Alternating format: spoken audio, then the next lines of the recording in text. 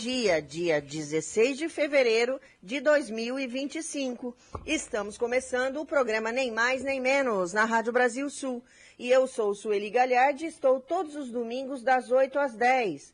Programa ao vivo. Então você pode nos acompanhar através do site www.radiobrasilsul.com.br ou também você pode nos ouvir pela rádio AM 1290.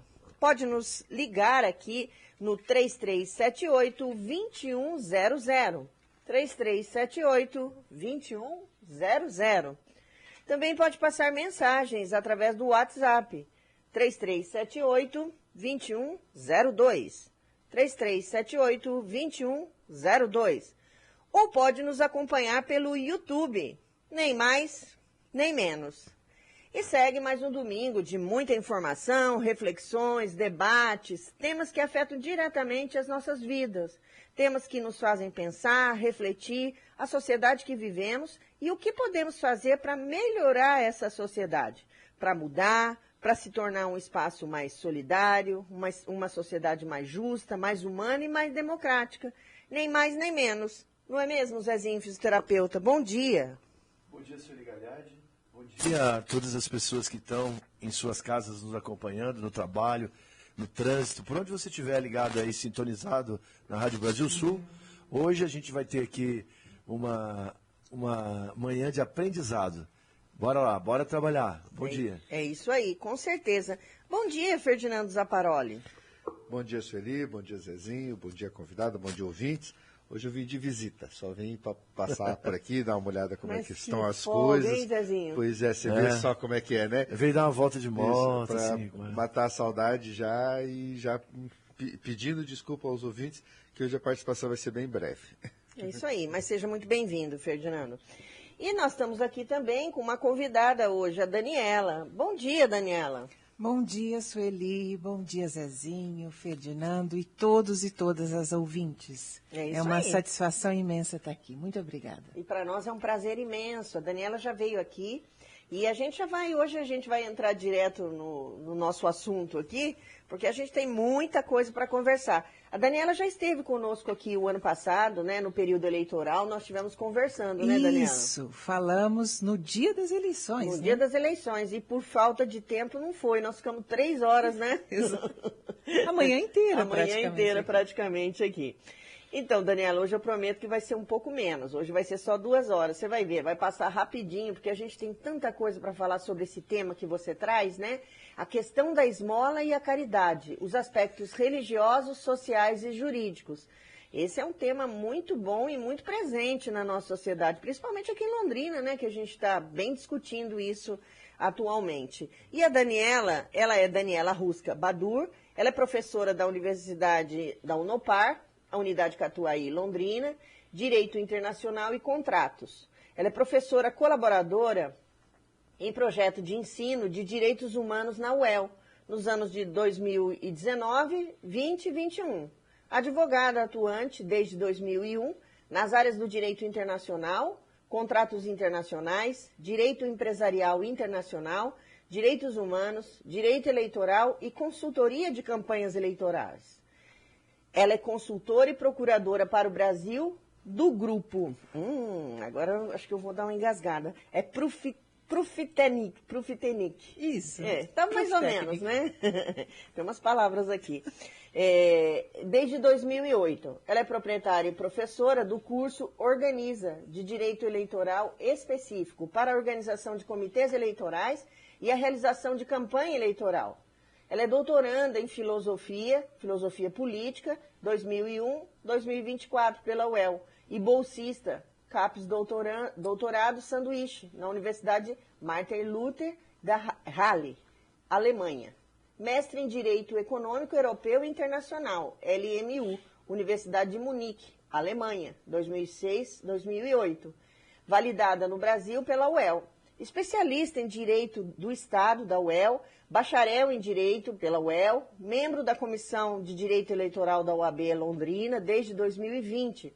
Atualmente, é vice-presidente da Comissão das Relações Internacionais OAB Londrina, membro desde 2017.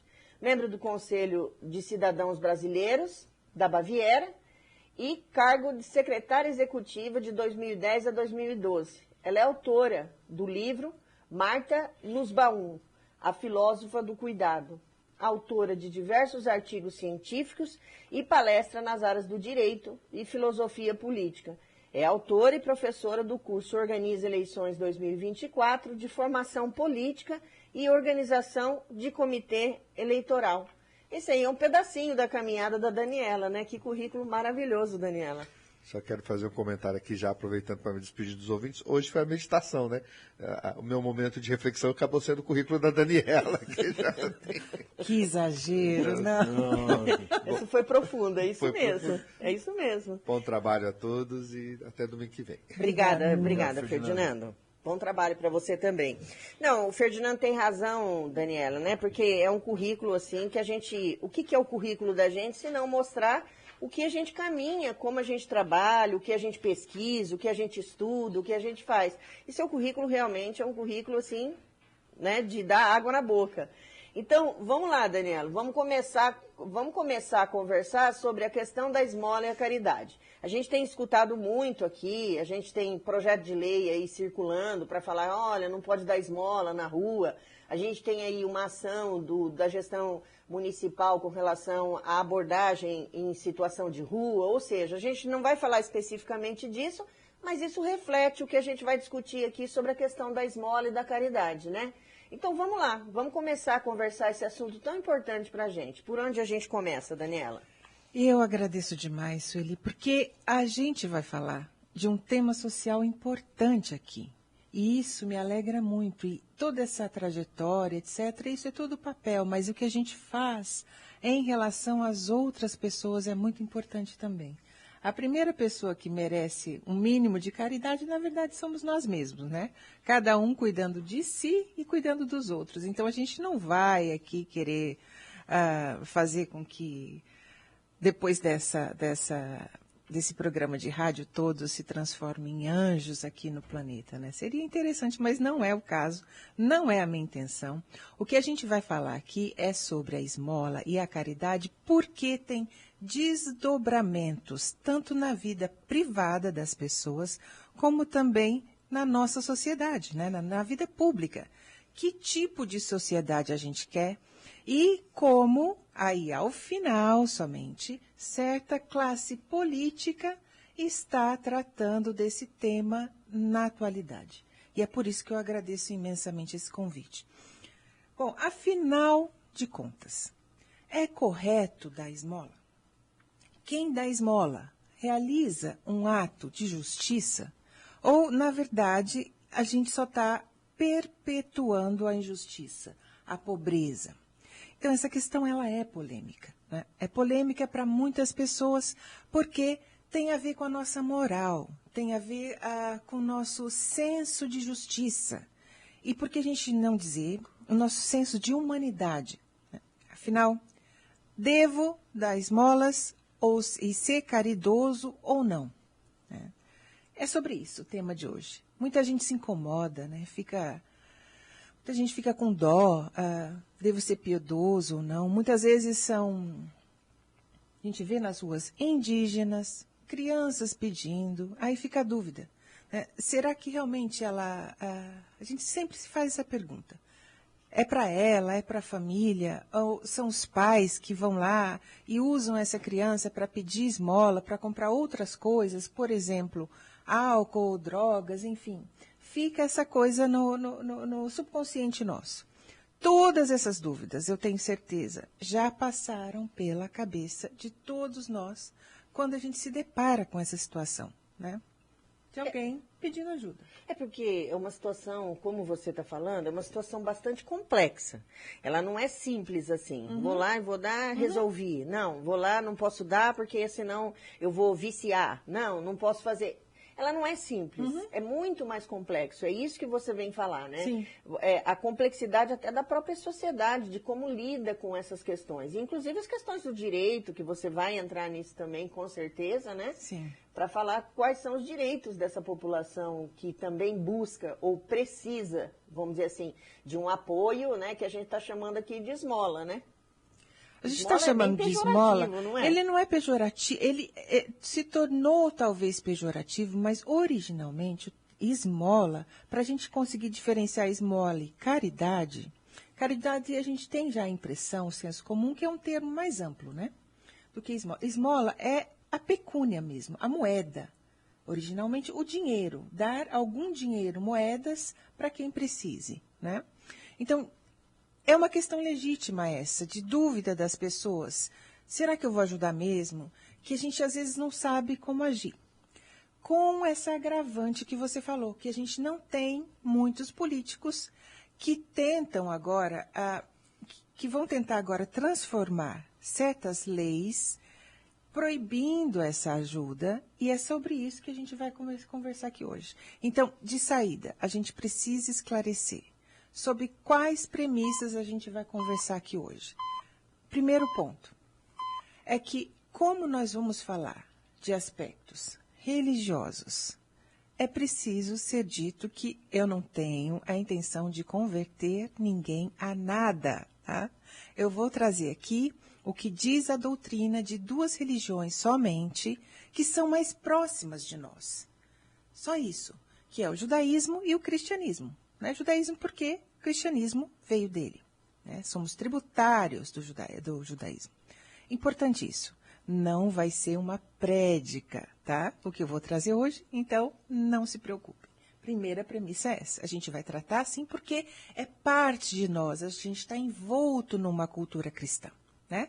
Depois, a segunda premissa, sobre o que a gente vai falar hoje aqui, é que eu vou falar sobre a posição ou posições de grandes mentes, pessoas que trataram desse assunto. Nesse segundo aspecto, que está no título social, sobre a esmola e a caridade. Ou seja, pessoas que também, diante desse dilema de querer ajudar e não saber se deveriam ou não, pensaram sobre isso. Pessoas mais sábias do que todos nós aqui juntos, né?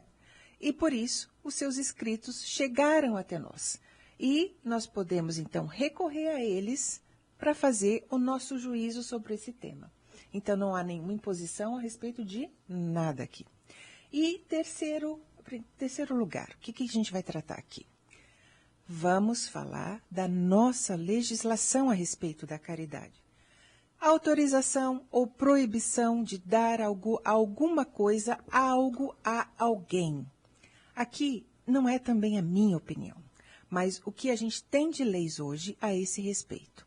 Então, sobre esses três aspectos, é que a gente vai analisar esmola, a caridade, para que os ouvintes possam, a partir disso, não vamos esgotar o tema, né? Impossível esgotar esse tema, tem muita coisa para falar. Com certeza. Né?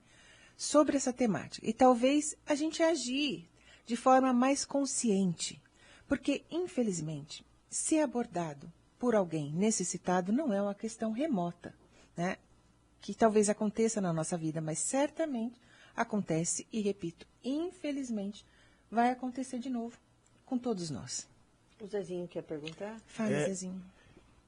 Eu tenho assim observado que essa palavra proibição, proibir, é como se ela impusesse sobre os corpos dos seres humanos uma determinação, que é a determinação de uma lógica, vamos dizer assim, centralizada em uma determinada condição social ou étnica que quer impor sobre uma outra condição humana aquilo que ele pensa que é correto. Então, por exemplo, proibir. O Estado, até que ponto que o Estado ele tem o poder de proibir o que eu tenho no meu bolso, ou o que eu tenho no meu corpo, ou o que eu tenho no meu coração. No meu coração, no meu patrimônio, em compartilhar com as outras pessoas. Até que ponto que o Estado pode interferir em uma decisão tão individual como é você ofertar uma caridade a alguém, ou seja lá o termo que quiser ser empregado, né, professora? Essa questão, Zezinho, ela é, infelizmente, regra na história da civilização. a gente tem só nos últimos anos, eu diria nos últimos 100 anos somente, que o indivíduo tem maior autonomia para decidir, diante desse poderio que é ou o Estado-nação, ou impérios, etc., o que ele pode fazer com os seus bens particulares, né? A disposição desses bens. E a gente vai tratar justamente disso ao final. Nós não temos mais uma moral que aceite essa intromissão tão veemente, tão abusiva na esfera particular do indivíduo. Mas isso é recente. Então, a gente tem ainda um embate dessa situação. O quanto pode o Estado avançar na minha vida privada ou não? E isso a gente vai tratar lá no último tópico sobre direito. O que pode realmente o Estado, um legislador, falar sobre esse tema, né? E é lógico que a gente tem essa separação do que é a norma ou a referência na sociedade do que deve ser e quem impõe isso? Quem impõe o que deve ser? Quem tem poder para impor? Mas não se pode impor tudo a todos, sem o respeito das individualidades, dos predicados individuais, das vontades individuais, numa democracia. E é essa a questão, né? Até que ponto o Estado pode ir e interferir na nossa vida privada? E é isso, como a gente vai tratar desse tema social, esse tema é sobre a nossa sociedade.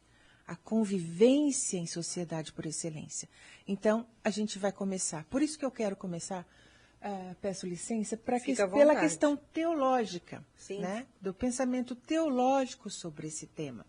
E aí a gente pode, se for o caso, depois continuar no segundo bloco, mas eu queria começar agora. Fique à vontade. Falando sobre isso. Então, já sabemos, não é imposição nenhuma a ninguém, a gente vai conversar para trazer um pouco, vou tentar, trazer um pouco de lucidez ao debate e em nível de debate que seja aceitável, né?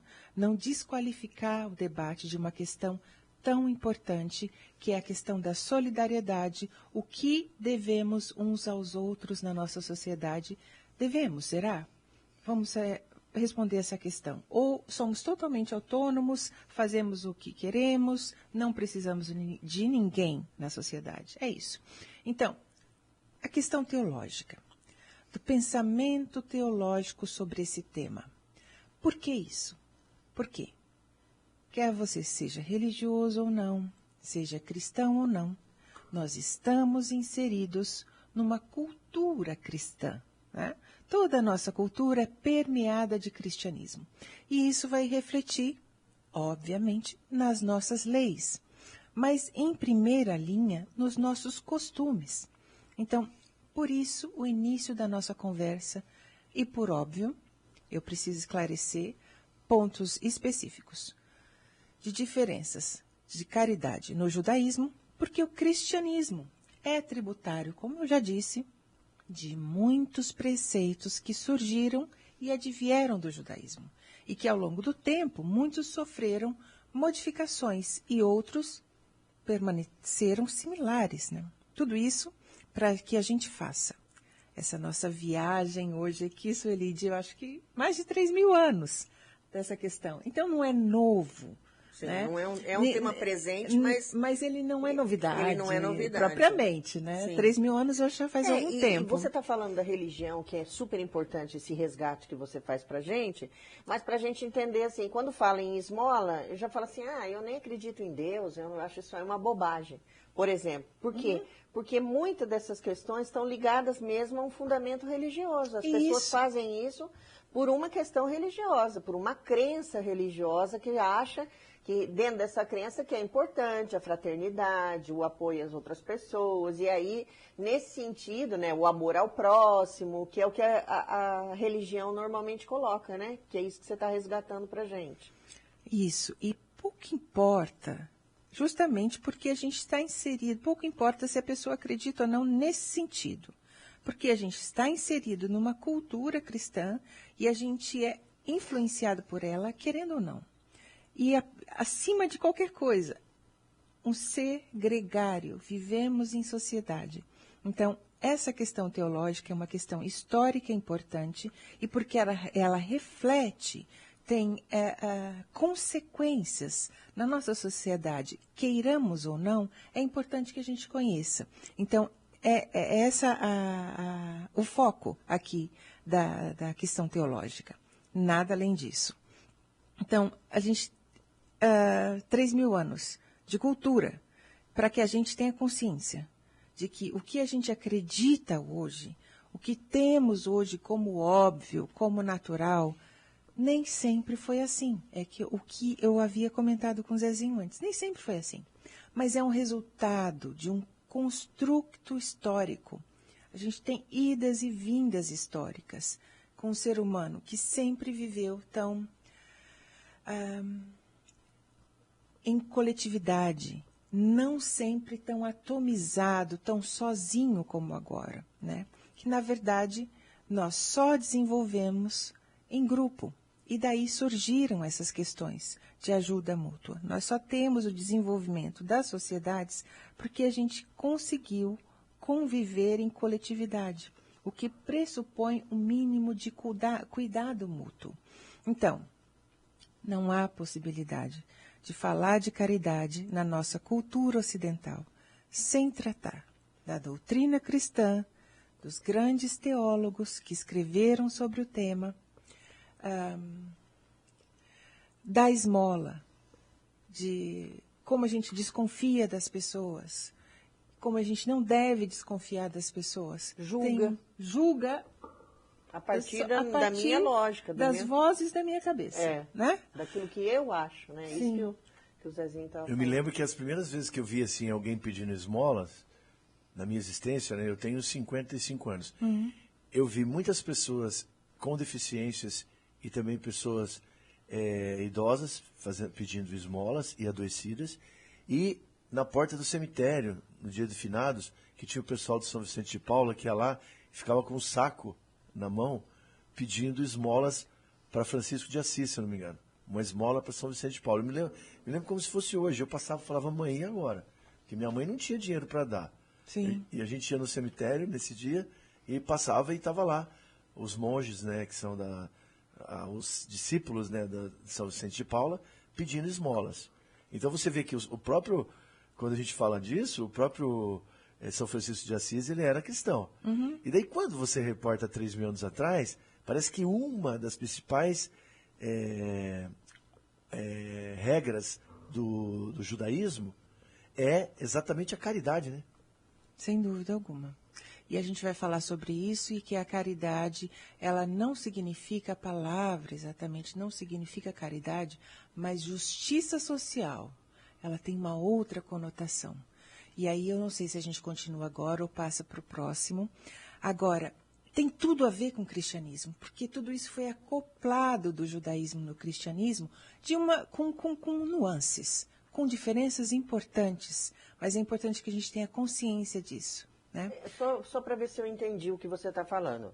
Você está dizendo o seguinte, que não é que eu tirei da minha cabeça isso, um belo dia eu acordei desse jeito e falei... Quem me dera, se fosse tudo meu o que eu trago aqui hoje. Mas né? você está dizendo que a gente acumula esse conhecimento que ao longo da sociedade foi construída e que nós acabamos reproduzindo, às vezes sem até saber a origem disso, como você está colocando. Mas a gente, o que você está dizendo assim, eu posso até não saber que isso faz parte lá de trás, mas que isso faz parte, ou seja, não foi construído agora, da noite para o dia. Ela vem num processo dentro da sociedade. É isso que você está falando. Exatamente. E é bom que a gente tenha essa consciência que as coisas não surgem do nada.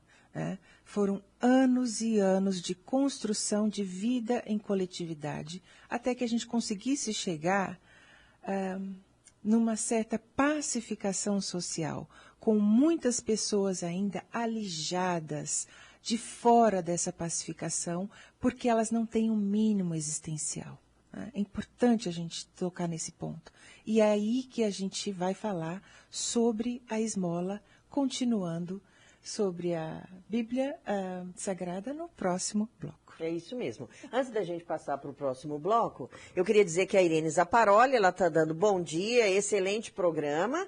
E ela está dizendo, família Fernandes assistindo, um beijo para vocês. Família Zaparoli também, outro beijo. Olha lá, querendo um beijo da equipe, nem mais nem menos. O Ferdinando teve que sair meio correndinho aqui, que ele está com outro compromisso, mas um beijo muito grande. Beijão aí, pessoal. Meu, do Zezinho e da Daniela, que está aqui Muito com obrigada. a gente, né? E o Serginho também, o Sérgio Antônio Paganotti, ele está dando bom dia, ele está acompanhando o nosso programa aqui.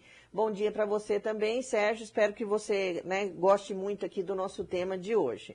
Bom, gente, nós vamos para o intervalo e a gente volta já já. Estamos de volta, programa Nem Mais Nem Menos. E hoje nós estamos com a Daniela Rusca Badur, que está falando conosco sobre a questão da esmola e a caridade. E vai tratar aqui sobre os aspectos religiosos, sociais e jurídicos. Antes da gente continuar, Daniela, a Yara Monteiro mandou um áudio para a gente. Vamos ouvir, Amon, por favor? Bom e abençoado dia, Sueli, Zezinho. Deus abençoe aí todos os ouvintes. Né, todos da corrente da amizade, todos da rádio. E sobre esse tema é complexo, polêmico, né? É dar ou não dar esmola. Eu penso que quando o coração toca, a gente não deve nem se questionar.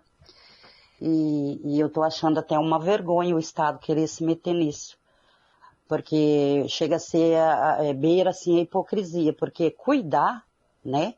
Para que as pessoas não precisem esmolar, não chegue esse tempo, a esse ponto, né? Eu não vejo políticas públicas, né? Que valem para todos, né? Porque assiste um, assiste outro, né? E a maioria fica sem recurso.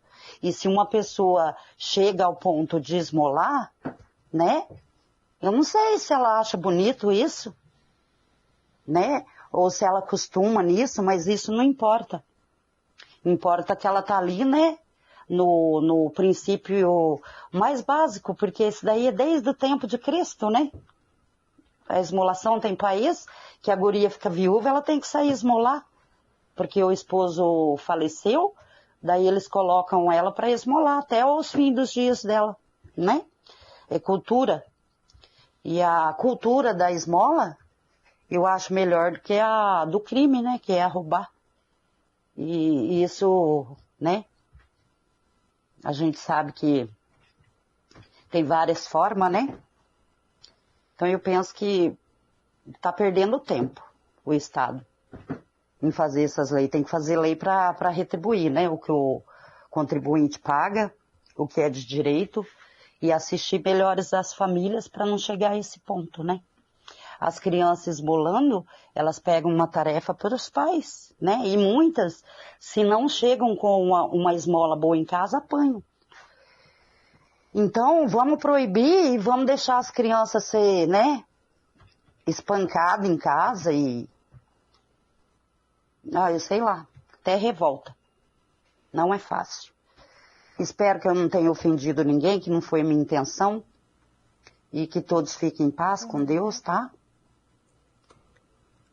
Ô, Yara, estamos aqui, sempre na escuta. Beijo para vocês. Muito obrigada, Yara. Uma grande contribuição aí. Na verdade, né, Daniela, ela traz uma série de questões na fala dela, né? Agradeço demais, Yara. Por quê? Porque você resumiu de uma forma, da sua maneira, uma questão que está incomodando muita gente, né? E aí trouxe, desde a época tal de Cristo, quem eram as pessoas vulneráveis que estão em uma figura de linguagem lá na época? O órfão, a viúva e o estrangeiro. É uma figura de linguagem, não quer dizer que só tem que ajudar essas. Tem que ajudar todo mundo, na medida do possível, né? Ninguém está pedindo autossacrifício aqui, nem nada disso. E aí, qual é a ingerência do Estado sobre isso? Né, sobre a sua autonomia particular, a sua vontade de ajudar outro ser humano. Muito importante isso. Então, continuando aqui. Posso continuar, Sueli? Ou tem mais perguntas? Não, já vai ter várias perguntas. Tá. Né? Vamos continuar. Eu não falo grego, tá? É só um pouquinho de hebraico, então eu fui atrás de uma tradução na internet do Novo Testamento. Né? E reproduzo aqui também trechos de uma aula de filosofia do canal Filosofia Explica, que ele trata desse assunto.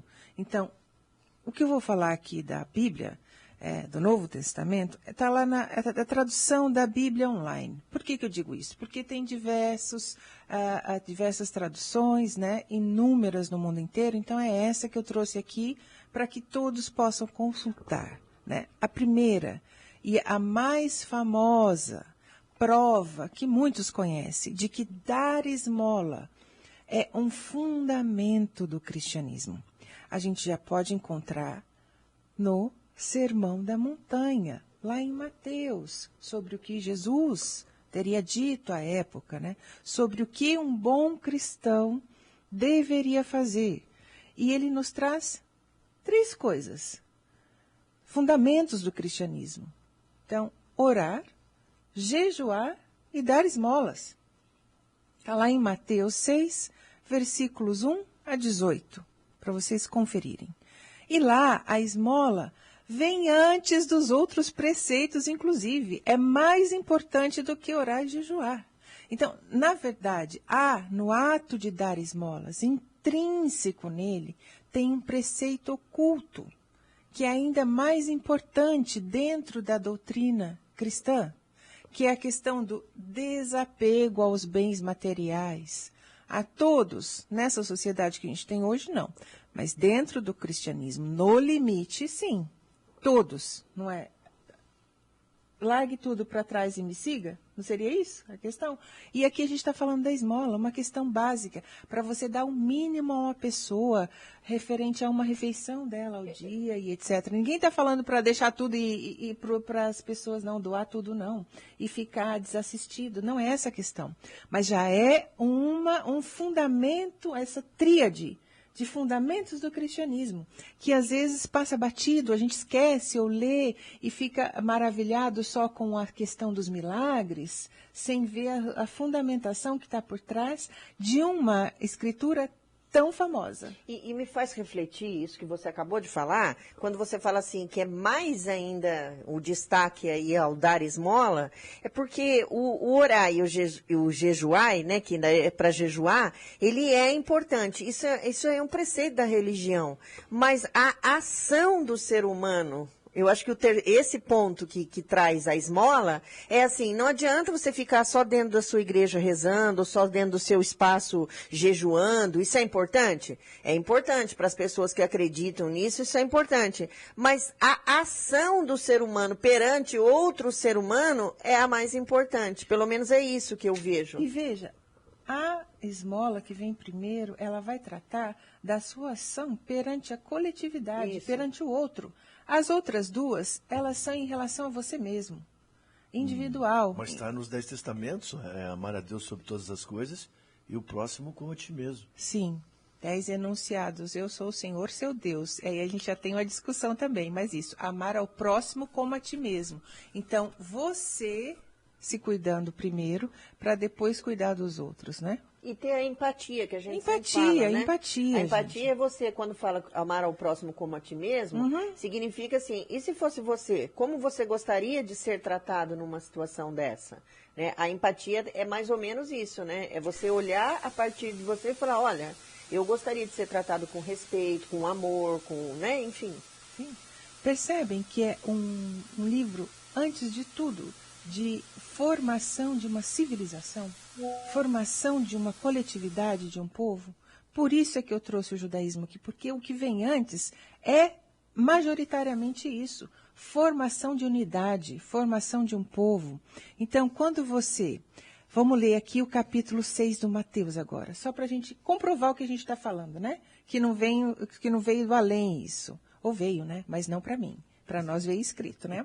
Bom, aspas. Mateus capítulo 6, versículo 1 a 18. Tenham cuidado para não praticar suas obras de justiça diante dos outros, para serem vistos por eles. Se fizerem isso, vocês não terão nenhuma recompensa do Pai Celestial. Quando você der esmola, quando, ele não está perguntando se, não está falando se você der esmola. Quando, ou seja, não é se, já é um dos fundamentos do bom cristão. Não anunciem isso com trombetas, como fazem os hipócritas nas sinagogas e nas ruas. A fim de serem honrados pelos outros, eu garanto que eles já receberam sua plena recompensa. Mas quando você der esmola, que a sua mão esquerda não saiba que a direita está fazendo. Todo mundo conhece isso, já viu em algum lugar. Não precisa ser cristão para ter visto isso, né? Que preste a sua ajuda em segredo ao seu pai, que vê tudo o que é feito em segredo e recompensará. Ou seja, aqui ele não está falando se da esmola, mas quando. Existe um quando aqui. Não há qualquer questionamento sobre a obrigatoriedade dentro da doutrina cristã. Se você não é cristão, você não está dentro dessa obrigatoriedade aqui. Mas se você é, então, para quem é cristão, é um preceito religioso.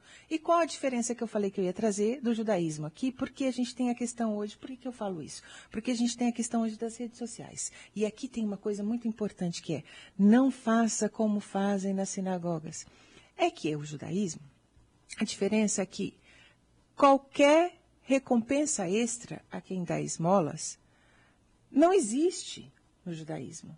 Ela pode até existir, determinados rabinos falando que talvez você não vá ter falta de coisas se você ajudar o próximo, não vai faltar nunca para você, mas não é no outro mundo, é nesse mundo.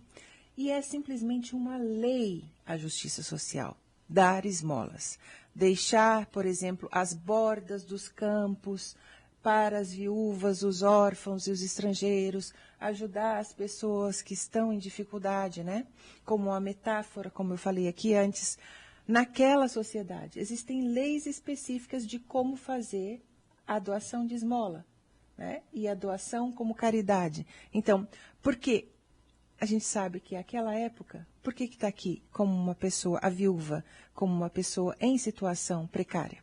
Porque a gente sabe que naquela época, mulheres não tinham patrimônio. Elas próprias eram patrimônio, primeiro do pai, depois do marido, os órfãos e óbvio, né?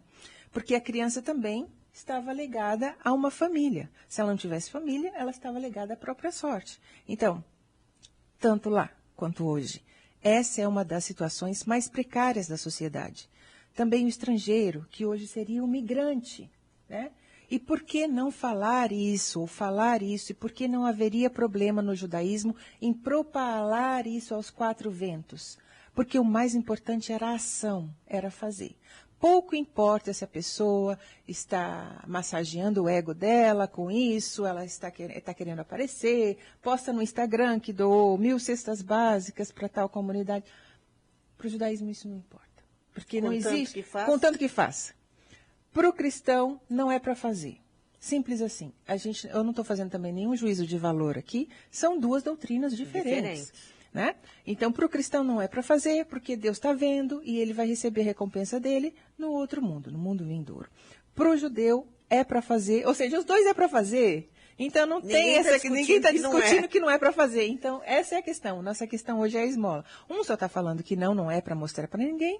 O outro está falando, não interessa, porque se mostrar, talvez tenha a chance de outras pessoas sensibilizar, fazerem o mesmo. Fazerem o mesmo. Então, pouco importa se a pessoa quer inflar o ego dela. Tudo bem. A gente é humano, a gente entende que as pessoas às vezes precisam disso, né? É para ela querem mesmo, aparecer para ela mesma, não é para o outro. Não é para o outro. Mas pouco importa. Para quem está recebendo, não importa. Desde que ele não seja humilhado nesse processo, né? E por que o Mateus também condena quem propala isso, né? Diferença. A obrigação existe, mas não é recompensa. O fato de espalhar por aí o ato de ser benevolente, como eu falei, tem dois efeitos. Por que é importante a gente saber disso também? Porque a gente vai ver hoje em redes sociais. Primeiro, para quem está recebendo, não interessa o ego do doador, né? Está sendo alimentado com isso. E segundo, para que mais pessoas sigam esse exemplo. Ou seja, obrigatório nos dois. Tanto no judaísmo como no cristianismo, que é o que a gente tem no Brasil, maioria de população cristã, seja protestante, neopentecostal, católicos, não importa, né? Cristãos. Então, são nuances teológicas que esse é o aspecto religioso. Que não vai afetar a questão da obrigatoriedade da esmola. Se você é cristão, não deve falar, e para os judeus isso não faz diferença. Lei e deve ser feito. Então, temos a tríade. Vou só agora resumir o que eu falei e vamos passar para o próximo bloco. Tríade formada no cristianismo. Dar esmolas, jejuar, orar. São condições necessárias. O que é necessário, que a gente fala necessário? É que não pode existir sem. Não é uma faculdade, não é uma escolha para ser cristão, né? Então, num trecho muito bonito, muito conhecido, que é esse que nós falamos, Sermão da Montanha, já temos a questão da esmola como condição, que, para o cristão, deve ser feita em sigilo. O que importa é que Deus está vendo, é que Ele vai te recompensar, isso que importa. Agora, se você quiser falar, colocar, postar, pedir para alguém doar também, é a critério de cada um, né? A gente tem essa herança judaica também de que é tzedakah, justiça social, caridade em hebraico. Significa essa justiça com todos. Então, não é simplesmente eu dou o que não me serve mais, é que eu sei que nós somos todos uma sociedade que precisa funcionar em conjunto, seja em que grau, maior ou menor de precariedade, com, de novo, o mínimo existencial para todos. É essa a questão. Se a gente não partir dessas premissas e partir só da premissa que é guerra de todos contra todos, toda essa conversa minha aqui cai por terra. Mas não é essa a premissa que a gente parte. A gente parte da premissa de que a gente quer uma sociedade em que todos tenham o mínimo. Antes de você entrar, então, no próximo item, que seria os aspectos sociais, né, que eu acho que é isso que você vai falar, eu queria dizer que a Olga Metzer está dando bom dia para a gente, o Xandão está dando bom dia a todos, e o Xandão está dizendo que ele é contra a esmola no sinaleiro. Vamos discutir isso, Xandão. O Edson Cunha está dando parabéns, Zezinho, recebi seu link, estou amando ver e ouvir vocês, principalmente esse tema. Um abraço para você, Edson. E ele está dizendo, Sueli, parabéns pelo programa, muito obrigada. A Maria Machado também está dando bom dia, Su, bom dia, Zé, bom dia, convidado, um bom domingo a todos. Para você também, Maria. Então, é o pessoal que está acompanhando a gente no YouTube, Daniela. Então, vamos lá. Nós temos aqui 10 minutos ainda antes de findar o bloco, mas vamos começar a falar aí dos aspectos sociais. Vou terminar, então, explicando também uma questão que vem lá de trás dos gregos, o que significa, por quê? Porque o Novo Testamento foi escrito em grego. Então, lá, se a gente fizer a tradução só como caridade, esmola, não é exatamente o que estava escrito. Então, aqui a gente tem a palavra justiça no Novo Testamento, eu estou falando, no sentido de leis, de legalidade e o que é legalmente correto, né? No sentido de fazer o que é correto, no sentido moral, espiritualmente, ético. Então, como vocês já sabem, o texto foi escrito, já falei várias vezes, em grego, né? Tá, o grego koiné. Assim, o sentido que está lá é de dikaiosine, não de diké. Isso tem uma diferença no grego, né? Diké é justiça legal. E o dikaiosine é no sentido de obras de justiça, no sentido do que é certo. Então, não tem nada a ver com tributos, por exemplo, né? Com impostos, que se paga porque existe uma lei, porque é obrigado a pagar. Também não tem conexão com dízimo, que é outra coisa, né? Que originalmente, lá no texto dos judeus, para assegurar o funcionamento do templo, lembram? Porque a tribo dos sacerdotes não podia ter terras, diferente dos sacerdotes hoje, que têm bastante terras e propriedade, etc.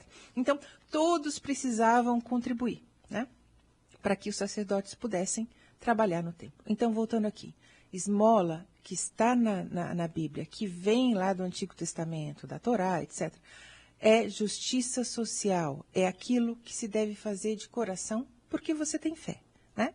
Aí alguém pode perguntar, porque, de acordo com os depoimentos aí também, que é importante que as pessoas se manifestem, muito obrigada. Porque muitos cristãos no Brasil não dão esmola. E além, criticam quem dá. Por quê? Tantos até criticam a esmola em si, entende que isso é ruim. De onde vem isso, né? E a gente vai começar daí no próximo bloco, se você quiser, ou se tiver alguns ainda minutos temos mais. tempo, nós temos 8 minutos sempre. A questão de onde vem essa situação de achar que, não, isso não vai resolver nada. É óbvio que todos sabemos que não vai mudar, não vai salvar o planeta, né? E não vai mudar completamente a vida daquela pessoa. Não é essa a questão. A questão é diminuição do sofrimento agora, nesse momento, da pessoa que está te pedindo. O imediato, O né? imediato. Ela está passando fome. Ninguém, ela em tá sã com sede, consciência, ela tá, é isso. ninguém está achando que vai mudar a vida da pessoa com R$5 ou com R$50. Não é essa a questão. Tá? De onde vem isso? De as pessoas acharem, então, se não é do cristianismo, acharem que é ruim a esmola, muito dessa visão contrária a esse fundamento da esmola, ela, obviamente, vimos, não é originária do cristianismo, mas de uma visão liberal, iluminista. Então agora já achei, é culpa dos iluministas. Não é bem assim, tá? As questões não são preto no branco. Ela aparece na primeira vez, e como eu falei, eu tirei partes da Filosofia Explica, ela aparece lá na Crítica da Razão Prática, em Immanuel Kant. Esse mesmo, que ninguém lê, porque é muito difícil, né? E aí a gente da filosofia vai atrás para ler, porque a filosofia explica muita coisa para a gente. Então, ótimo, achei um culpado. Foi o Kant, então, que é culpado por isso, das pessoas acharem, não, meritocracia, não vamos não é tão simples assim, tá? A gente vai saber o que o Kant argumentou. E por que ele argumentou dessa forma? Ele vai dizer, entre outras coisas, porque se eu der esmolas, eu vou contribuir para que a pessoa continue na rua. Simplificando é isso. Simplificando. O que ele falou? E se a gente quer o bem de uma pessoa, logo eu tenho um ponto a favor de negar a esmola, né? Acho que todos os ouvintes conhecem esse argumento, já ouviram certamente. Outra coisa que já devem ter ouvido. Eu dou para caridade. Prefiro dar um prato de comida, né? Até que a gente chega no limite de falar hoje o quê? Não dê o peixe, ensine a pescar, né? Ouvimos isso várias vezes, né? Tudo isso não está na Bíblia, tá? Isso é delírio iluminista, porque a gente está falando aqui, quando a gente fala do Kant, de deveria ser assim, numa sociedade ideal, né? A gente deveria ter a condição de fazer com que as pessoas fossem autônomas, não precisassem disso. Chego lá ainda, né? Mas eu ia te perguntar, porque quando o Xandão fala assim, eu sou contra, e a gente escuta muita gente falar, do tipo assim, mas eles são folgados, eles estão no meio da rua, então é aquela questão que a gente falou de querer julgar mesmo, o que aquela pessoa que a gente nem sabe o porquê, você não viu a Yara falando? A mulher perdeu o marido, teve que ir lá pedir ajuda, né, no meio da rua, é uma alternativa que ela achou. Então, muitas pessoas colocam isso, né? Falam, não, eu devia trabalhar, olha a situação, trabalha a pessoa não quer, ela quer, na verdade, ficar na folga. Que eu nem acho tão folga assim. Andar descalço nesse asfalto quente. Eu ia falar, com esses calor que a gente tem vivido, você imagina você não ter um lugar para você ir no banheiro, para você tomar um banho, para você tomar uma água, para você se alimentar, para você dormir, né? Porque o sono ele é fundamental. Então, eu também não acho que a pessoa ela tem condição de ficar escolhendo esse tipo de coisa para ela. Muitas pessoas escolhem isso. Isso é bastante polêmico também. A pessoa, às vezes, numa situação, ela acaba indo para a rua. Mas isso também, a gente poderia passar horas aqui ou dias discutindo, né? Os fatores que levam essa pessoa a querer tomar essa atitude. As outras são levadas a essa condição, né? Esse é um aspecto social, né, Dani? É um pouco cruel falar isso dessas pessoas, né? Porque a gente fazendo ou tentando fazer tudo certo, muitas coisas dão errado. Pensa. A gente, A gente, qualquer um. Se você pensar você, que a gente tem. com qualquer estrutura que você tenha, seja mais estrutura econômica, menos, a tentativa é sempre de acertar. Por que raios essas pessoas não estariam tentando acertar e não conseguiram? Por inúmeras situações ou de má sorte, de não oportunidade, de ignorância a respeito de como agir e agirem errado, e aí a consecução de atos errados, a falta de oportunidade, como eu disse, levaram, ou seja, as contingências da vida, a conjuntura que ela está atualmente, não permite mais que ela se socorra sozinha, que ela saia daquela situação sozinha. Ela precisa de um amparo, de uma rede social, que é rede, não rede social no sentido de internet, mas numa rede de amparo da sociedade como um todo, para que ela se recupere. Muitas pessoas vão conseguir se recuperar, óbvio. Muitas pessoas não vão conseguir, também sim, isso vai acontecer. Mas o mínimo é diminuir o número dessas pessoas que a gente cai. As pessoas caem na vida. Por inúmeras razões. Nós somos assim, né, Dani? Você estava falando. Um dia você acorda. Um dia você acorda, você não tem vontade de nada. Tem dia que você acorda e aí vem uma depressão. Você fala, não, a vida não tem sentido. Todo mundo já passou. E aí depois você já acorda soltando fogos de artifício e está tudo bem. Exatamente. Agora, isso quando você ainda tem uma estrutura. Agora, você imagina quando você não tem um chão, né? Um chão mesmo, uma estrutura básica. Porque dormir, ter uma casa, se alimentar, é o mínimo do mínimo do mínimo, que é uma condição básica do ser humano, né? Tem um abrigo, né? É por aí. Bom, nós vamos ter que ir para o intervalinho e a gente volta já já. Estamos de volta, programa Nem Mais Nem Menos. E hoje nós estamos falando um tema importantíssimo, polêmico, importantíssimo para a gente trazer para o debate, que a gente precisa debater tudo que é polêmico, é importante para o nosso crescimento, para a gente poder ter um posicionamento. E hoje nós estamos falando da questão da esmola e da caridade, os aspectos religiosos, sociais e jurídicos. E estamos aqui com a Daniela Rusca Badur, que está fazendo uma viagem no tempo aqui com a gente, né? Ela que é formada em filosofia, ela está trazendo para a gente informações riquíssimas. Antes de a gente voltar para o tema, eu queria dar um recado e depois colocar um áudio aí da Maria Tereza, que ela está falando com a gente. O recado que eu passo para vocês, gente, é que a Escola Municipal Carlos Kremer fica ali na Tremembés 791, no Jardim Castelo.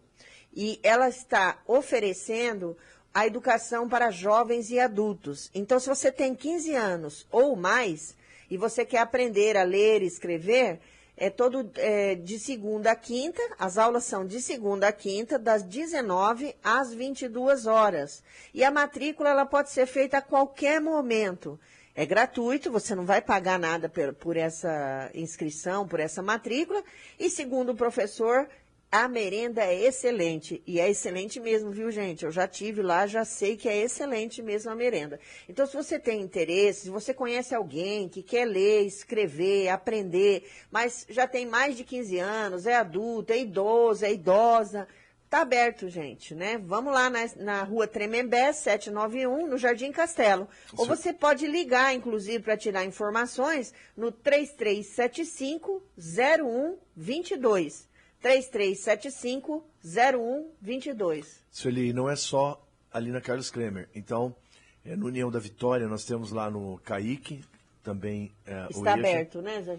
No Tiago Terra, também lá no União, e em várias outras regiões da cidade. Então, quem tiver interesse de estudar depois de adulto, pode buscar uma escola municipal ou estadual e se informar onde e como fazer as inscrições, né? Perfeito. Isso para mostrar que em vários territórios tem, não é só lá. É que o centro, pessoal do Carlos Kremer falou comigo e achei importante dar esse recado. Mas o que o Zezinho fala é importantíssimo. Se você tem interesse, vá até a escola do seu bairro e fala, olha, eu queria participar aí da educação, é o EJA, né? Isso, a EJA, Educação para Jovens e Adultos. É só falar isso, falar que você quer...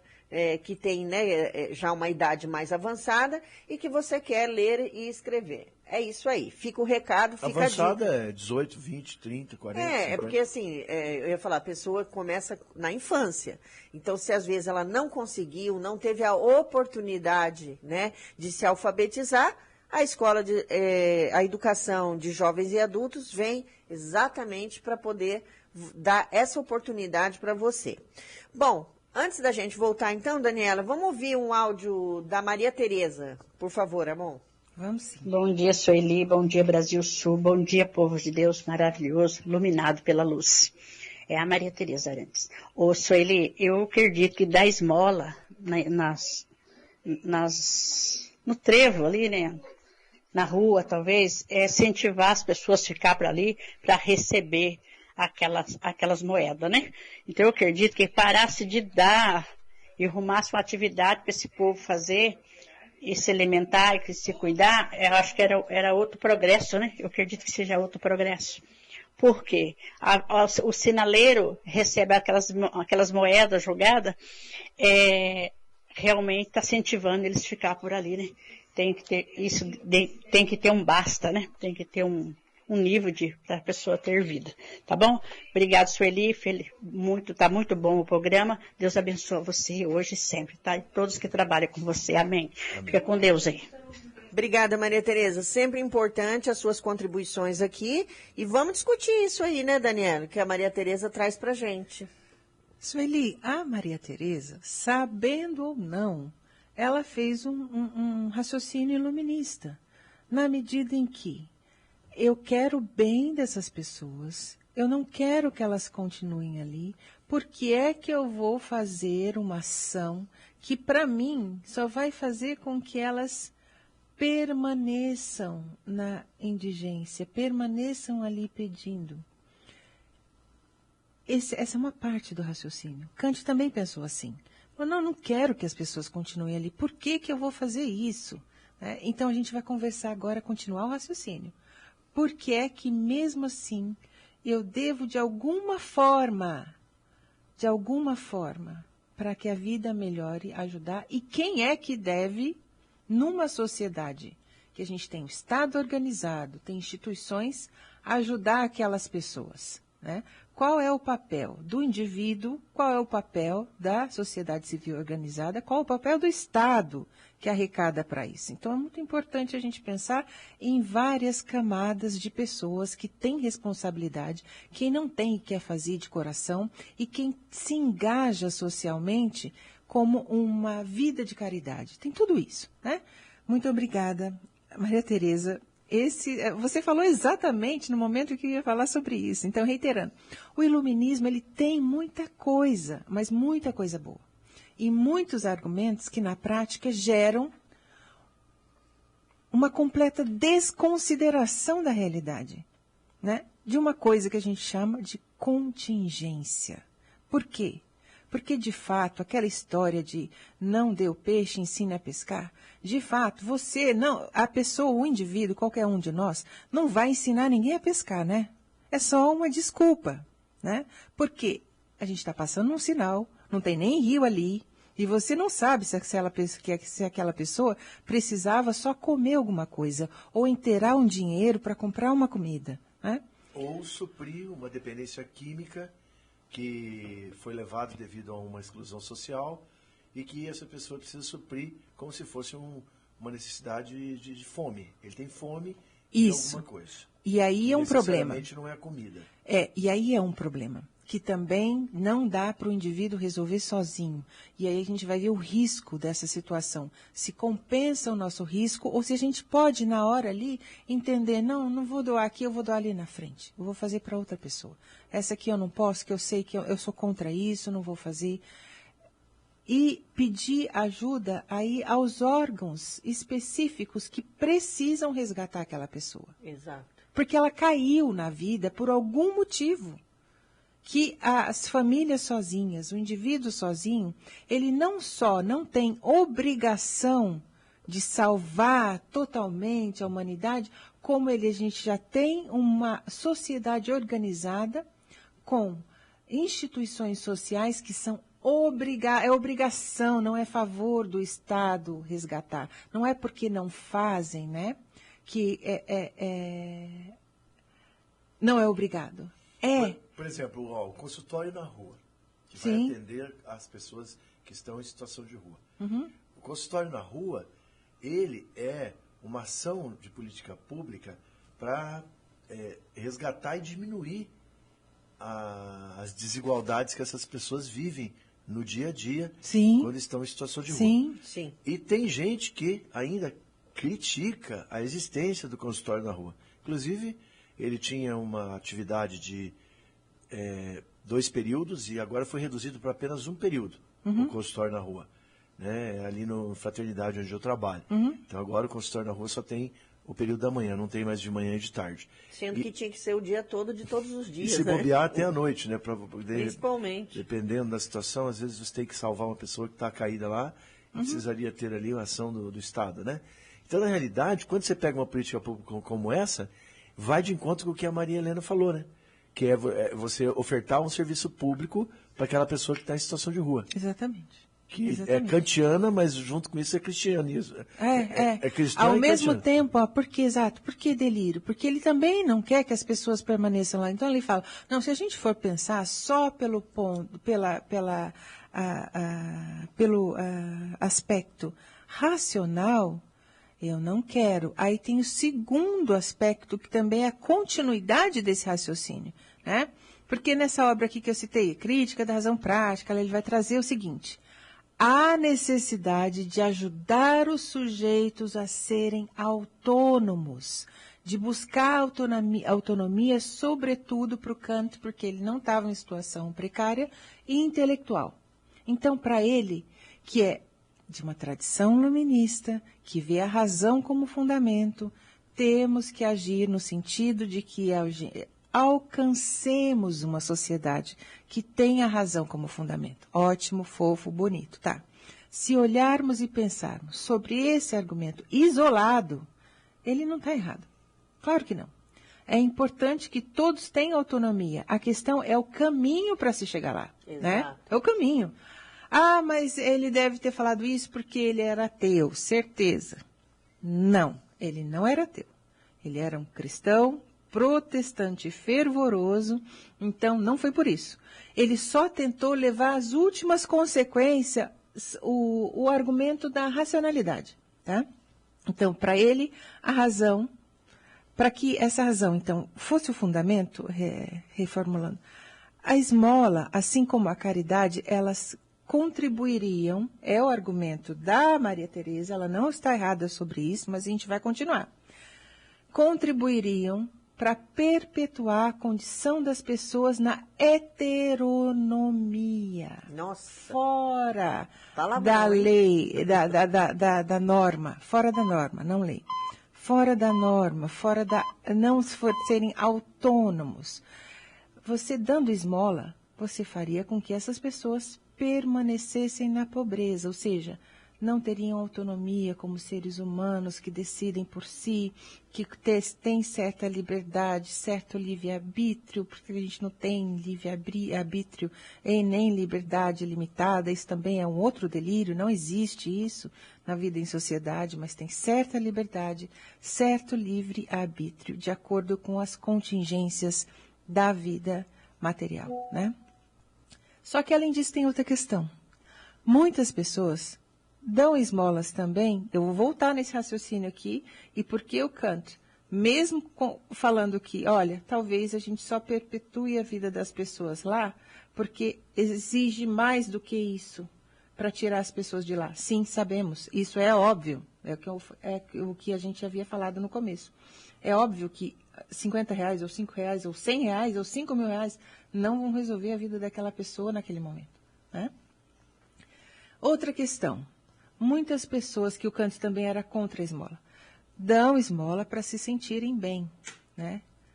Eu já disse, eu não tenho nenhum problema quanto a isso. De acordo, se agir no mundo, para mim tá bom. Não importa se ela é por causa disso. Ou seja, ela faz para engajar mais pessoas, ou isso ou aquilo. Ele fala que se você der esmolas, embora ele não recomende, é porque isso é o certo a fazer. Não é para dar esmolas para se sentir bem. No sentido de que eu sou egoísta, eu quero me sentir bem, sentir que eu sou a maioral e ajudo as pessoas, então eu dou esmola. Não. Se você der esmolas para o Kant, você tem que fazer isso, porque você sabe que é o certo a fazer, né? Mesmo com essa situação, sabendo que não vai gerar autonomia da pessoa, só vai salvar a pessoa de um pouquinho, ou fazer com que ela sofra menos naquele momento. Ô, Daniela, a Yara passou um outro áudio pra gente. Vamos lá ouvir? Vamos ouvir. Olha eu de novo, gente, eu não aguento. Que legal, né, esse debate. Muito importante mesmo. Parabéns pelo tema, viu? Parabéns pela escolha da convidada. Meu Deus, que esclarecimento. Aí eu vou fazer uma brincadeira agora. Será que se existisse um esmolódromo em cada cidade, será que ele seria frequentado? Porque, sem criticar quem colocou aí, que é o lugar, os sinaleiros, né? O incentivo e tal. Será que se fosse um lugar propício para ser esmolado, será que melhoraria a forma das outras pessoas pensarem sobre a doação? Ao meu ver também, a gente se doar faz mais bem, né? Eu já vou falar um português incorreto aí, mais bem para a gente do que para quem está recebendo.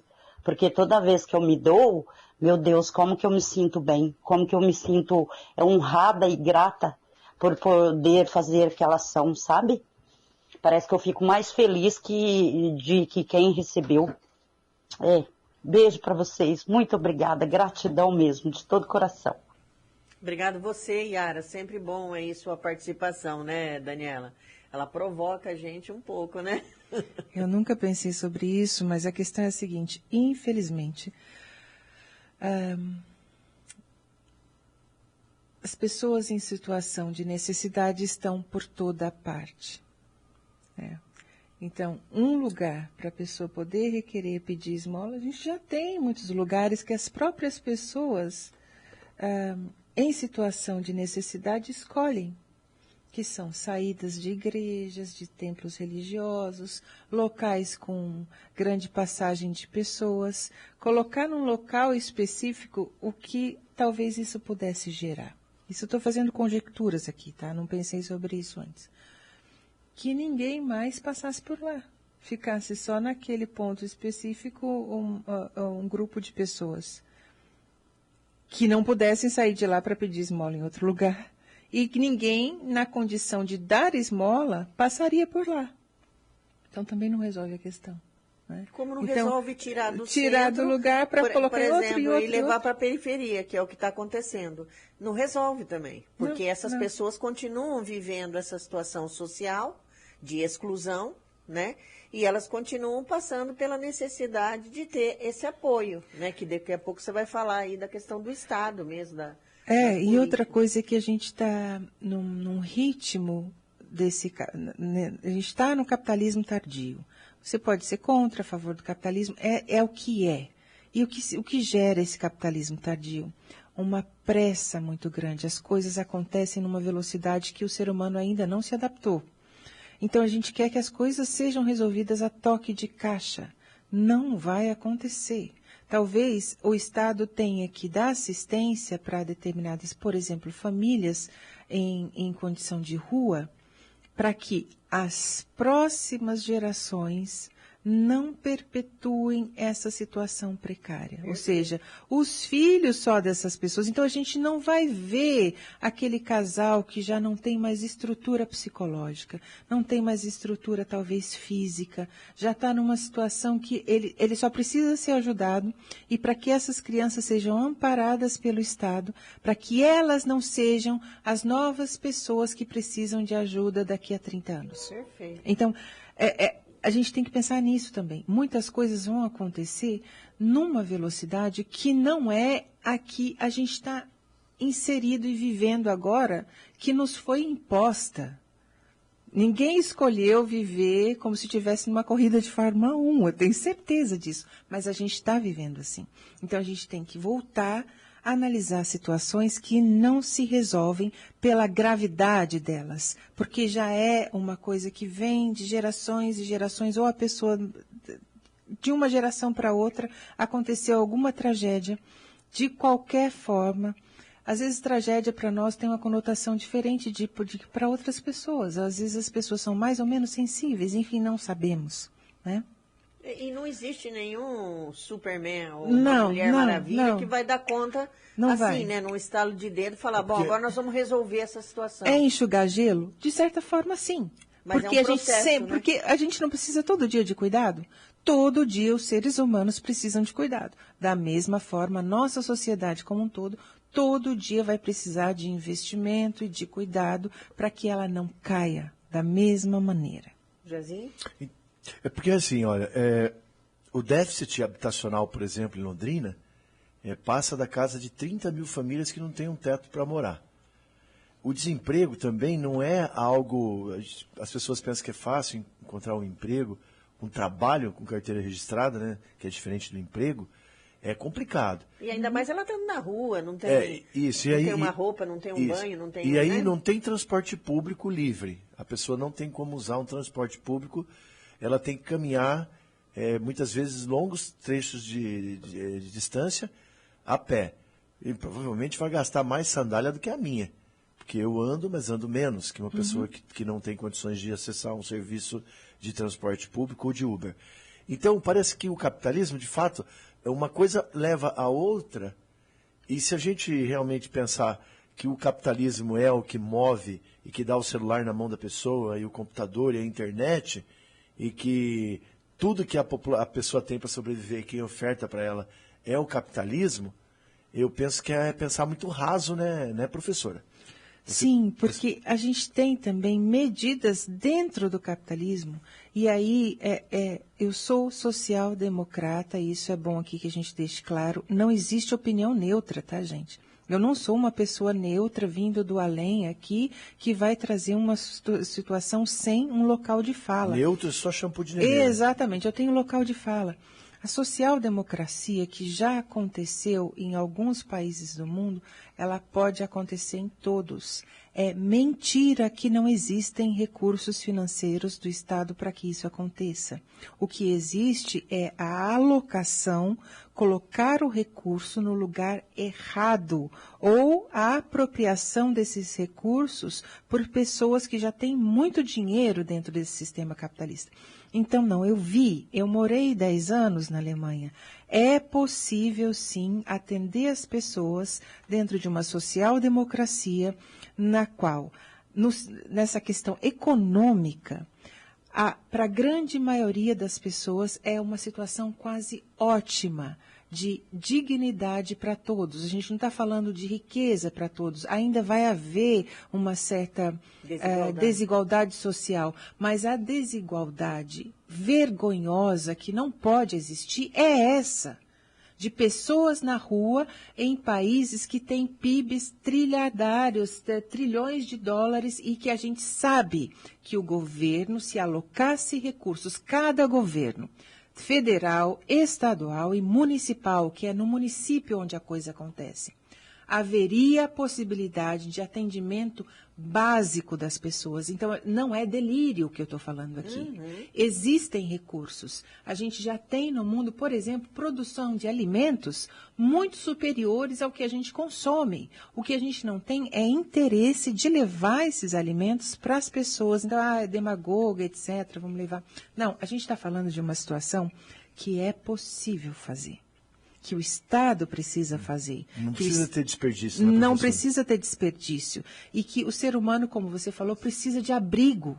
Então, a gente tem um déficit de casas e tem um déficit de empregos. Por que não há uma política mais contundente a respeito de construção de casas populares? Por que isso não é interessante? Exato. É fácil fazer, não é difícil. A gente não está falando aqui sobre coisas, construir, fazer um laboratório de fissão nuclear, não.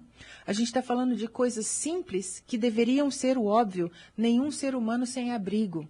Aí depois a gente vê o restante. Nenhum ser humano assim assado. Esse aqui está com problema, ele não quer se tratar, ele tem problema em relação à adicção, drogas, etc. Ninguém vai dar dinheiro para ele porque sabem que ele vai comprar, não vai comprar alimentos, vai se drogar.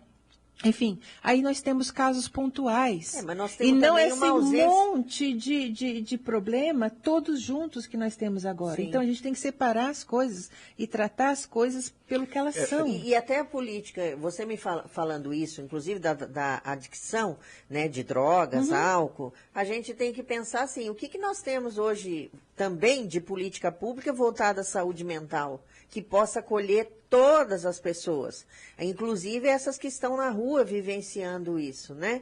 Mas assim, hoje nós temos uma defasagem imensa aqui em Londrina, a gente sempre fala, né, a gente trabalha com isso, a gente sempre fala que existe uma ausência, por mais, e nós não estamos criticando os profissionais que trabalham no CAPES, que trabalham, não, a gente sabe que eles trabalham realmente, mas existe uma defasagem muito grande na política, que não atende, por exemplo, as mulheres que a gente atende em situação de violência. Nós não temos esse respaldo de saúde mental, e aí o Zezinho, que atende várias outras pessoas, não tem esse respaldo. Então, a pessoa que está na rua é ainda mais difícil ainda, né? Por isso o trabalho aí do consultório na rua, mas é muito mais difícil. Então, nós estamos falando de ausências. Zezinho, 1 minuto. Não, porque assim, é muito fácil você fazer cortesia com o chapéu alheio. Então, o governo pega e isenta 20 bilhões em 2020, 21, 22, 23, 24, de grandes aglomerados financeiros e deixa cair as migalhas no chão, como se fosse a história de Lázaro lá. Cai as migalhas e daí os dois vão para um lugar lá que fica o rico do lado de lá e o outro do lado de cá. Né? E no meio tem um abismo com fogo. Quem que vai para que lado ali, né? Então, quer dizer, eu estou falando isso porque é o que você falou. Como que pode você priorizar quem é milionário e abandonar quem está em situação de rua, né? Isso é um absurdo. É uma desigualdade muito grande. É um desequilíbrio muito grande. Desequilíbrio, né? Você falou tudo. Bom, gente, nós estamos aí quase... Tem mais 1 minutinho. 1 minutinho aí antes da... A gente fica aqui cronometrando o tempo. Então, vou falar então o que a gente vai falar na próxima. É isso que acontece. Muita gente vai usar no Brasil esse argumento de Kant só a primeira parte, né? Que não dá para dar esmola. Que, né? E as pessoas não são nem cristãos nem iluministas. Na verdade, elas nem sabem dessa discussão que a gente comentou aqui hoje. Elas ouviram o galo cantar, não sabem onde, né? Onde? Então, essa frase, peixe, dá o peixe, que é boa para... Uma ótima desculpa, né? Para quê? Para não fazer nada. Para lavar as mãos. Exatamente. Alguém vai ensinar. Eu não. O sinal abriu, eu estou indo embora, né? Continuando o raciocínio. Aqui. Então, muita gente também não quer, né? E não quer entender que tem um argumento que é uma palavra muito estranha e ela é muito feia e ela significa uma coisa muito horrível, que é aporofobia, que significa a aversão ao pobre. Simples assim. A gente tem que ter consciência também que a gente, às vezes, rechaça o que é sujo, que está longe, que é não queremos aquilo ali.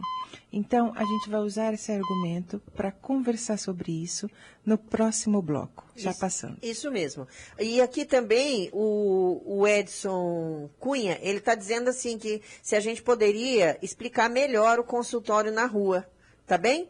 Vamos lá. Vamos para o intervalinho e a gente volta já já. Estamos de volta, programa Nem Mais Nem Menos. A questão da esmola e a caridade, aspectos religiosos, sociais e jurídicos. Daniela Rusca Badur aqui participando com a gente.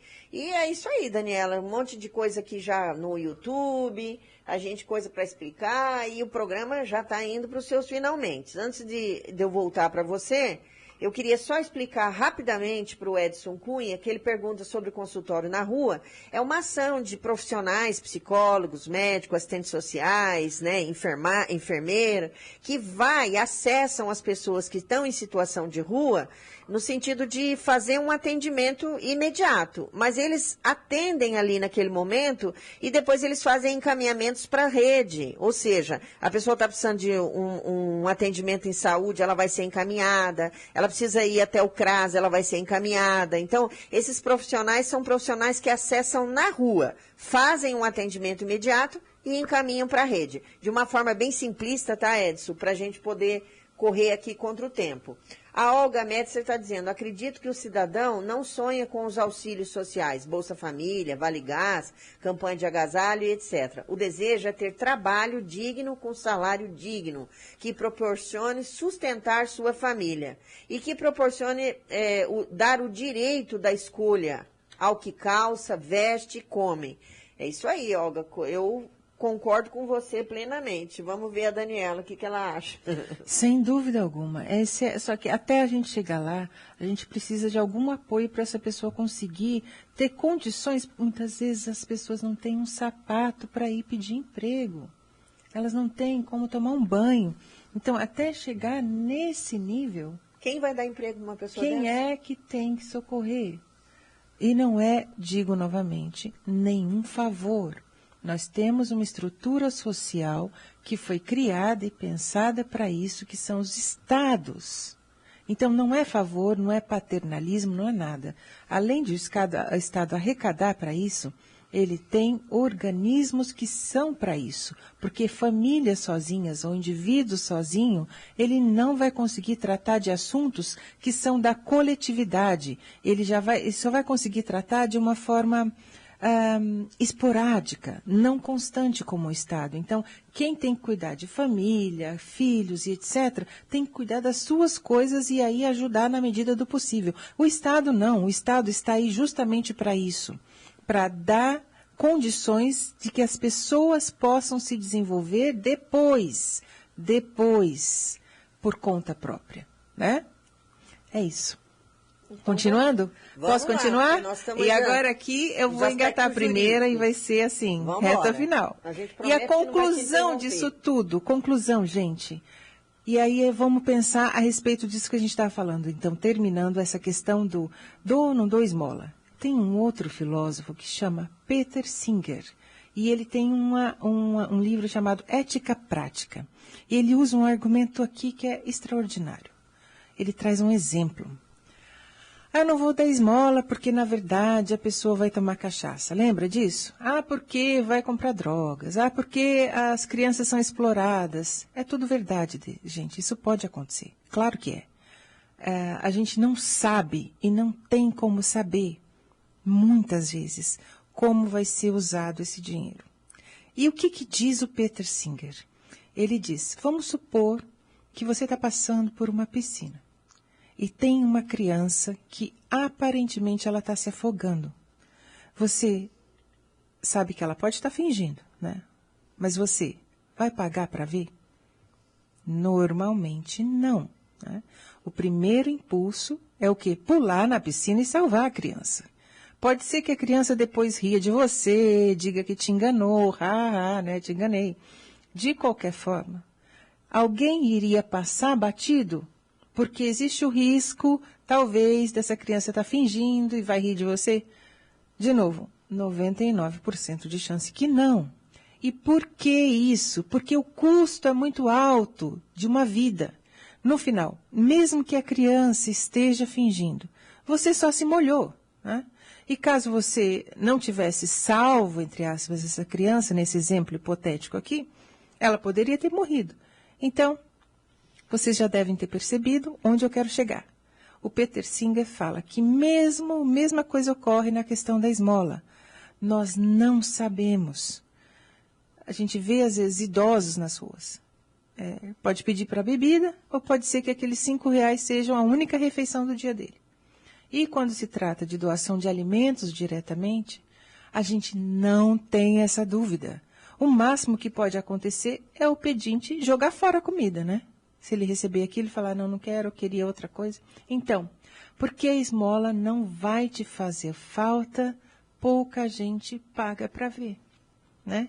O que é bem diferente de quando faz falta. Aí você não deve dar esmola, porque a primeira pessoa para a qual você é obrigado a ter esse dever de cuidado e de ser caridoso, eu vou repetir aqui, é você mesmo e os seus. Tá? Então, existem casos também que a gente não tratou aqui hoje, eu vou passar passando só por isso, por ele, de golpistas que pedem dinheiro para voltar para casa, geralmente próximo a rodoviárias, terminais de ônibus. Por que a gente não vai tratar disso aqui? Porque isso já está tão batido que a gente já sabe muitas vezes que é golpe, tá? Então, não. Agora, quando um idoso vem e te pede, ninguém vai pagar para ver. Porque, de acordo com o raciocínio utilitário aqui do Peter Singer, dependendo das consequências, ou seja, o risco desse idoso não ter o que comer, é muito alto. Então, o ideal é, nesse caso, dê esmolas, tá? A gente está falando dentro de um raciocínio normal, de pessoas que consideram outros seres humanos, já falamos aqui, tá? Exceção sempre vai existir, de pessoas que desconsideram totalmente a precariedade da vida, e querem, de plano, excluir os chamados problemas sociais, né? Que, na verdade, são gente. Gente que por uma série de contingências, como a gente já falou aqui, está na situação de precisar pedir para comer. Então, dar esmola seria um compromisso social que a gente assume, porque o risco é muito pequeno para quem doa esmola. O custo para quem doa é quase nada, né? Então, tem pessoas de má fé que vão se beneficiar? Lógico que tem, vai ter, sim. Mas tem muito mais pessoas que sobrevivem por conta da esmola. Então, dito isso, a gente vai chegar agora no último ponto, o último tópico, o aspecto jurídico da esmola. Bem pouco tempo, mas vamos lá. Nossa Constituição Federal garante o Instituto da Propriedade Privada. Isso significa que o que é seu e de livre uso e disposição. Usar e dispor do que é de sua propriedade. E só em casos excepcionais é que a legislação vai limitar esse uso. Por exemplo, o exemplo que a gente mais conhece é que a propriedade privada deve atender ao fim social a que ela se destina, lembram? Está lá na Constituição.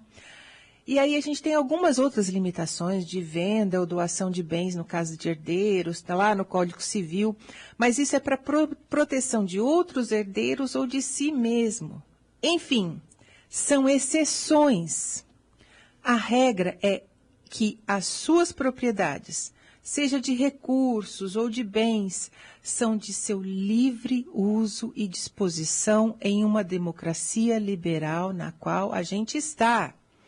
Então, vejam, nenhum legislador deve interferir nas questões particulares, como o quê? Para quem se pode dar presentes, para quem se pode dar comida ou algum dinheiro. Seria uma limitação abusiva do direito de propriedade, tá? Que poderia ser claramente considerada inconstitucional. Então, o que a gente tem visto nos últimos tempos são vereadores de várias cidades protocolando projetos de leis que visam justamente limitar ou impedir um tipo de doação. A esmola e até mesmo a caridade por meio da entrega de alimentos, né, para quem precisa. Isso não é novidade daqui, em várias cidades isso está acontecendo. Isso não é só uma intromissão na autonomia individual de cada um de nós, de dispor dos nossos recursos, da forma como a gente quiser, mas também ela fomenta na sociedade a indiferença em relação ao outro, né? Impedindo essa ajuda, mesmo que seja em forma de alimentos. E aí tem o segundo aspecto jurídico aqui. Qual é? Esses projetos de leis podem fracassar, sim, no que diz respeito justamente à liberdade religiosa. Como a gente viu na maior parte da nossa fala aqui, a esmola é um fundamento do cristianismo. E, dessa forma, a limitação do exercício desse fundamento pelos fiéis, limitar por parte do Estado, deve ser entendida como o cerceamento de expressão da religiosidade das pessoas.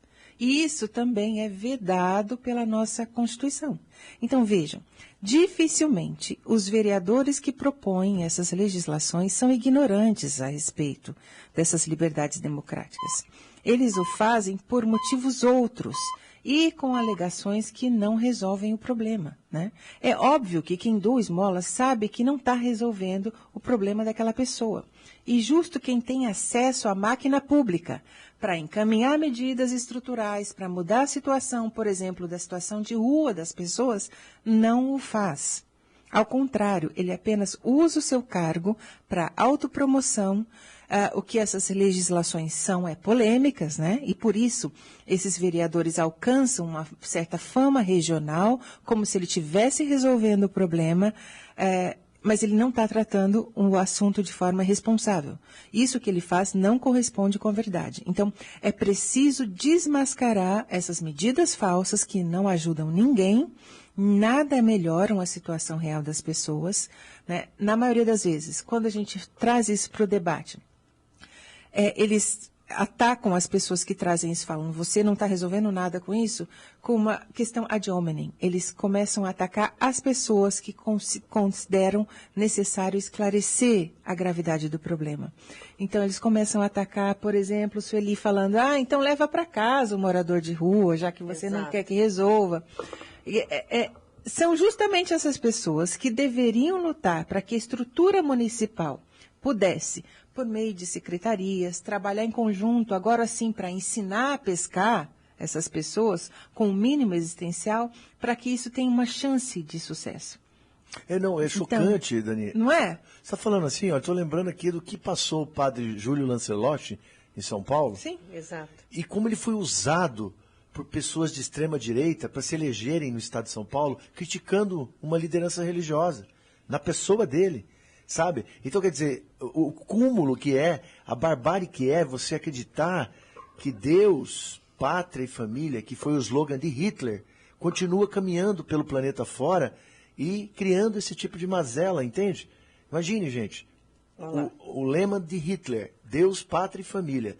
Essas pessoas fazem uso desse tipo de fala para depois ir lá e atacar uma liderança religiosa que tenta saciar a fome das pessoas, né, professor? É criminalizar a pobreza. Exato. Então, isso não pode ser... Aparofobia.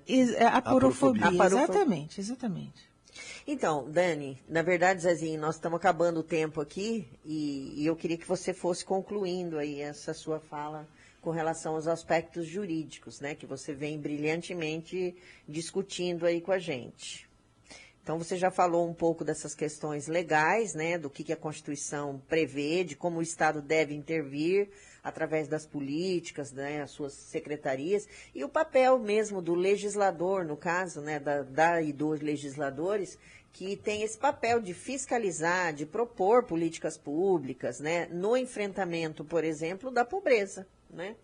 A gente deve... odiar a pobreza, não a pessoa pobre. Exato. Então, o que a gente tem que teoriza é a situação em que ela se encontra, não a pessoa em si. Então, legisladores que pretendem criminalizar a pobreza são um problema não só para as pessoas que precisam, mas para toda a sociedade. Né? Isso que a gente analisa somente essas duas previsões constitucionais. Então, nenhum governo democrático pode se imiscuir na sua esfera privada dessa forma. Então, ele não pode decidir para quem você pode doar um prato de comida ou não. Se você pode ou não. Se você pode ou não. E segundo, a respeito da forma como o cidadão exerce a sua religiosidade. Então, é um ataque triplo aqui. Mais para quem doa do que para quem está recebendo. Quem está recebendo já não vai receber, né? Mas para quem está doando, é uma ingerência na vida privada inaceitável. Então, desconfiem, o que eu quero deixar bem claro hoje. Desconfiem de todos os políticos que querem retirar direitos. A obrigação deles é outra, é servir a população. Então, nossa única saída é a convivência em solidariedade. Teve um outro filósofo que nos disse que a gente é condenado a ser livre, né? No sentido de que a gente tem responsabilidade de alcançar essa liberdade. Eu digo que nós somos condenados a conviver, coexistir livres, né? A nossa responsabilidade é conosco e com os mais próximos, nessa crescente de influência na medida das nossas possibilidades. Então, dito tudo isso, eu não esperei aqui esgotar o assunto, nem tenho qualquer pretensão de impor a minha visão ou a visão exposta aqui a ninguém, nem religião a ninguém, ou que uma é melhor ou pior que a outra, não há esse juízo de valor. Eu termino aqui, peço permissão para vocês, se vocês me derem um tempinho, com duas frases pequenininhas, uma do judaísmo e outra do cristianismo, para que a gente entenda. E pense e reflita sobre essa fala, né? Uma que é, aspas, se eu não for por mim, quem será por mim? Mas se eu for só por mim, o que sou eu? E se não agora, quando? Essa é uma frase que está lá no Pirkei Avot, que é a Ética dos Pais, que é um tratado do Talmud, sobre a primeira pessoa a qual se tem o dever de caridade e cuidado. Você mesmo. Mas aí só eu? Não, só você quando puder e tenha pressa seja por você, mas não só por você. E aí eu trago sobre o tempo também, de Agostinho de Hipona, que é: o que é o tempo? Se não me perguntam, eu sei. Se me perguntam, eu não sei. Né? Quando ele foi questionado sobre isso. Por que essa questão do tempo? Ele também fez reflexões sobre o tempo e que nós só temos, na verdade, o tempo presente. O futuro e o passado, eles só estão na nossa mente. Então, a esmola pode diminuir o sofrimento agora. Só agora. Só agora. Mas o agora é tudo o que a gente tem de qualquer forma. É isso, gente. O que eu sempre procuro trazer. Reflexões para que vocês, as pessoas, possam decidir por si mesmas sobre temas que às vezes não são novos, como a gente falou. Só que a gente tem que resgatar o que a gente já tem, né? Como desenvolvimento na humanidade, simplesmente porque é mais fácil, depois de resgatar tudo isso, mais fácil decidir com certa lucidez sobre o assunto. A gente não tem muita certeza das coisas, mas a gente pode decidir com uma certa lucidez. Então, eu, como a gente já ouviu por aí, eu não pretendo que ninguém pense como eu, mas que pense. Muitíssimo obrigada, um excelente domingo a todos e todas. Muito obrigada, Dani. O Diego Correia, ele está até falando para a gente assim: bom dia, vocês precisariam aumentar esse tempo do programa, né? E eu tenho que fazer essas minhas palavras mesmo, Diego, que é muito pouco tempo pela profundidade, o conhecimento que a Daniela tem nesse assunto, né? Então, ela traz com muita propriedade. A gente ficaria, como ficamos lá na eleição 3 horas, a gente ficaria 3 horas, 4 horas, 5 horas, dias conversando com ela, né? Porque ela tem essa experiência como professora, como estudante, como pesquisadora. E a gente, assim, só tem a agradecer a você mesmo, Daniela, por esse momento tão importante que a gente trouxe, um tema tão importante. E a gente quer contar com você em outros momentos para a gente continuar esse assunto, né? Para a gente poder trazer a continuidade disso num outro momento, porque, como você disse, a gente não vai esgotar esse assunto. Mas as reflexões que você traz para a gente, elas são fundamentais para a gente repensar o nosso lugar no mundo, né? É isso. Ok? Convidadíssima. Venho sempre que possível, sempre que você me chamar, vai ser possível. Olha que a gente vai chamar um monte. Zezinho, vamos lá, suas considerações. Bom, eu quero aqui agradecer demais, né, a vinda da professora, da doutora Dani, ao marido dela que o acompanha, a acompanha. Eu quero também pedir a toda a população que nos ouve. Nós estamos aí em meio a uma epidemia que está crescente de dengue. Dengue, chikungunya e zika. Então você que está aí na sua casa, checa todos os cantinhos da casa, veja se não tem acúmulo de água na sua casa, que você vai estar fazendo um bem para você e para o seu semelhante.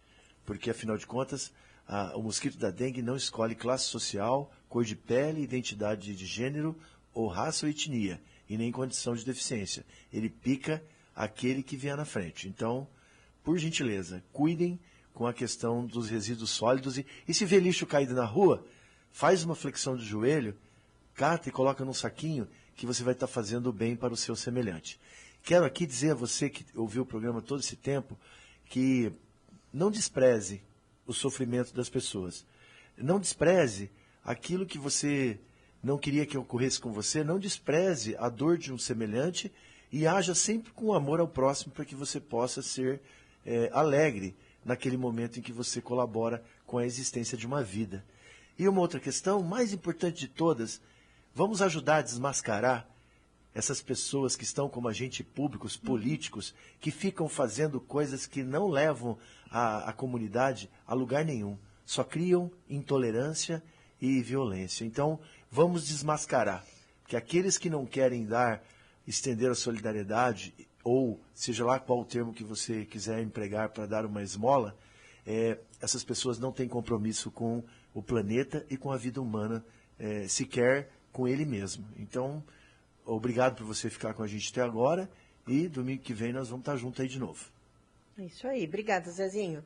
Bom, como eu já disse, né, esse momento ele foi fundamental. Queria mandar um beijo para todo mundo que acompanha a gente. Hoje nem deu muito tempo da gente parar um pouco para falar sobre isso, porque a gente teve pouco tempo realmente para, né, para desviar do assunto, porque o assunto ele exige muito mais tempo, como a gente disse.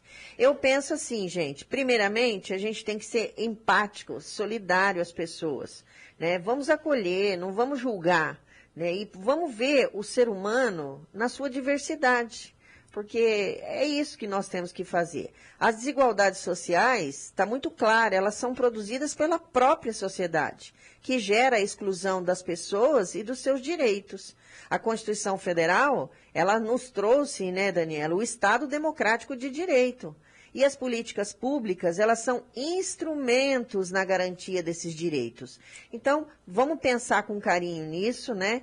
E vamos continuar aí a nossa luta pelos direitos de todo mundo, né? Que seja um direito que realmente ele possa ser, como a gente disse, dentro de um Estado democrático, dentro da Constituição, que ele possa ser um direito que acolha todas as pessoas que vivem nessa sociedade.